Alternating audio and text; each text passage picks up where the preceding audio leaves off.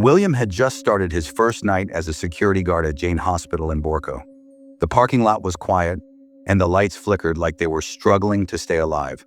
A cold wind whispered through the trees. He sat on a chair, his shotgun resting on his shoulder, staring into the eerie darkness. Suddenly, a humming sound came from the bushes. It wasn't just a tune. It was strange, broken, like someone humming a song they had long forgotten. At first, he ignored it, but then something cold brushed against his neck. It felt like icy fingers crawling over his skin. His body stiffened. A shiver ran through him. He gripped his shotgun and turned around fast. Nothing.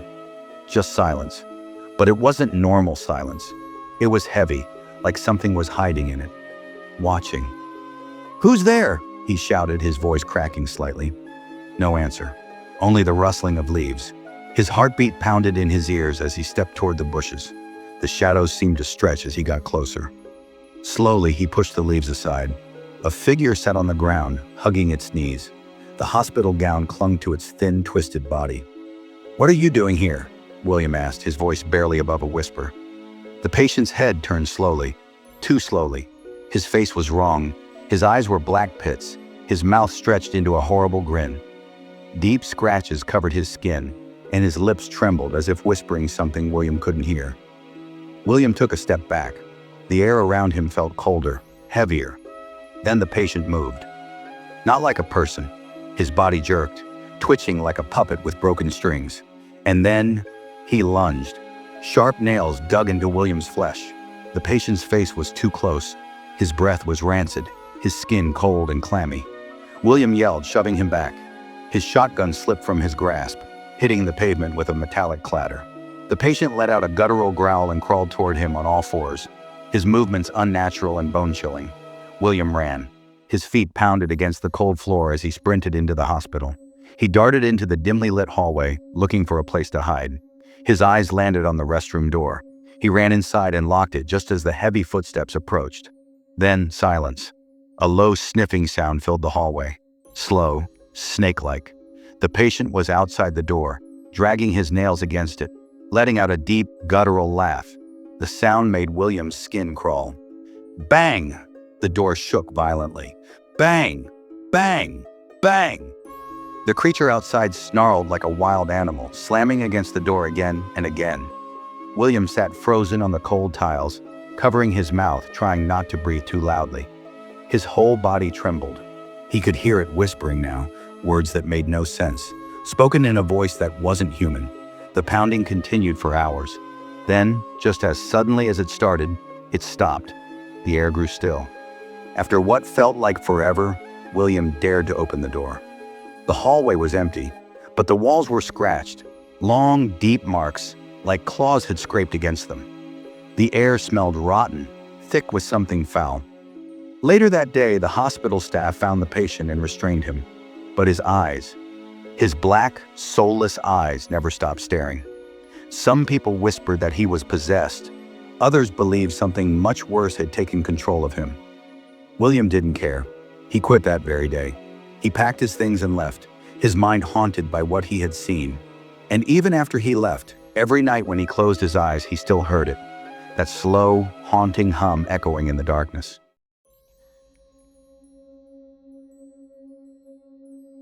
Jane was a newly appointed nurse in a mental hospital.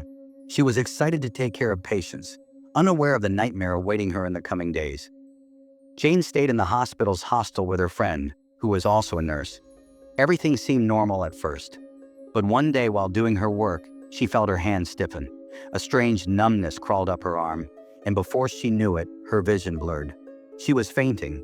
Suddenly, one of the patients screamed, "You are under the consideration," followed by an eerie, bone-chilling laugh. All the other patients joined in, their laughter echoing through the walls like a symphony of madness.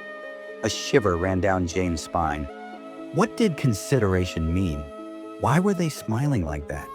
Questions swarmed in her head, but she forced herself to ignore them and focused on preparing their medicine doses. As night fell, the hospital grew quiet, but the silence itself felt heavy, like it was hiding something. Rumors floated around that the hospital was haunted, but Jane didn't believe in ghosts. She and her friend were chatting in the hostel corridor, when the lights started flickering erratically. The hallway stretched into darkness, and before Jane could react, her friend vanished into thin air. Panic gripped her. The corridor was empty. No footsteps, no sound, just her alone. Shaken, she returned to her room and started setting up her bed. But then, the lights began to flicker again, faster this time, like someone was playing with the switch. A moment later, the bulb exploded. Darkness swallowed the room. Jane fumbled for the torch in her bag, but before she could grab it, she saw something in the darkness. A face, grinning, watching her. A breathless, whispery chuckle slithered through the air. Her heart slammed against her ribs. She yanked the torch from her bag and pointed it toward the corner. Nothing, only a large mirror reflecting her terrified face. But something felt wrong. She sat on her bed, forcing herself to look at her phone for distraction. But through the corner of her eye, she saw it. Someone standing right beside her. When she turned her head, there was nothing. Her hands were ice cold, her breathing rapid. Just as she was about to get up, an invisible force grabbed her ankle, hard. She gasped, but her scream never came out. Her throat tightened as if her vocal cords had been ripped out. Her body was being dragged across the floor. She struggled, gripping onto the bed, but the force was too strong. She looked down in horror. Her legs were being pulled into the mirror. Inside the mirror, a dark world stretched endlessly. Twisted versions of the hospital's rooms reflected back at her. And then, eyes, dozens of eyes, watching her. Faces with hollow smiles, whispering her name. She fought with all her strength, but it was useless. The mirror swallowed her whole. Her last sight of the real world faded as she was pulled into the abyss. Now, if anyone walked into her room, they would only see a reflection of her standing in the mirror, trapped forever.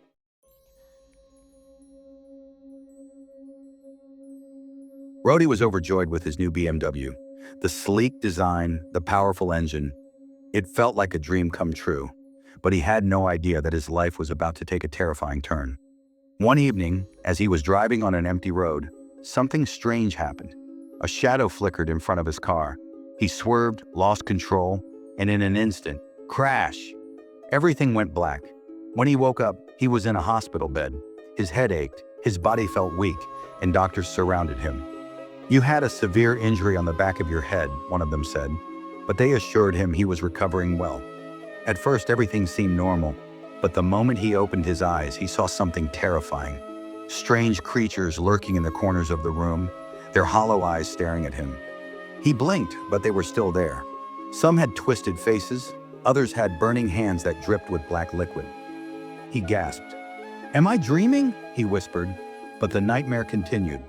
Every few minutes, the creatures would vanish, only to return stronger, closer. It was as if his mind had unlocked a hidden reality, one that no human was meant to see. At first, he tried to stay calm, but soon the visions became unbearable. The walls of the hospital seemed to melt, revealing fiery landscapes. He saw volcanoes erupting, rivers of lava flowing. He could feel the heat burning his skin, yet he was completely fine. Panic took over. He ran, trying to escape, but the more he moved, the deeper he was pulled into the nightmare. His screams echoed through the halls. Nurses and doctors rushed to him, but he couldn't explain what he was seeing. His words made no sense to them. They tied him to the bed. "He's hallucinating," one doctor whispered. But Rhodey knew the truth. He wasn't sick. He was seeing something real, something beyond this world. One night, as he sat alone in his dark hospital room, the air grew heavy. The lights flickered violently. The door creaked open and slammed shut again and again. Then the whisper came, "We will take you with us." A shiver ran down his spine. His heart pounded as he turned his head slowly. A creature stood right beside him, its eyes black as the void, its grin stretching unnaturally wide. Rhodey screamed. Blood dripped from his eyes. His body trembled. The room filled with deep, inhuman laughter. Then his body lifted off the bed. His arms twisted unnaturally, his neck bent at an impossible angle. His screams turned into choking gasps. And then, silence. His lifeless body dropped to the floor. But Rhodey was no longer there. He had become part of the other dimension, one where no human could return from. His soul was lost, trapped forever in the place where nightmares were born.